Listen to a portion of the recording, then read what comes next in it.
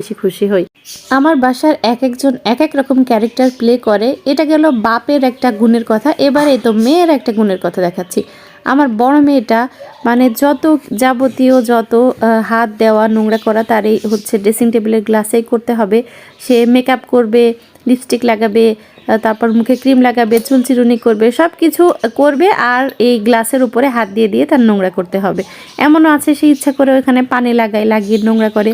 আমি এত পরিষ্কার করি তারপরেও সে নোংরা করতেই থাকে।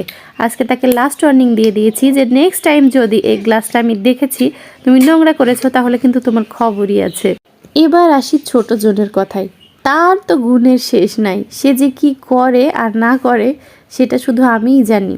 এই যে বিছানাটা দেখছেন না, আমি যতবার গুছিয়ে রাখবো সে কর্নারে এসে ততবার বিছানা টেনে টুনে একদম উঠিয়ে ফেলবে, পুরাটা উঠিয়ে ফেলবে টেনে টুনে। সেটা আমার পুনরায় আবার হচ্ছে ঠিক করতে হবে।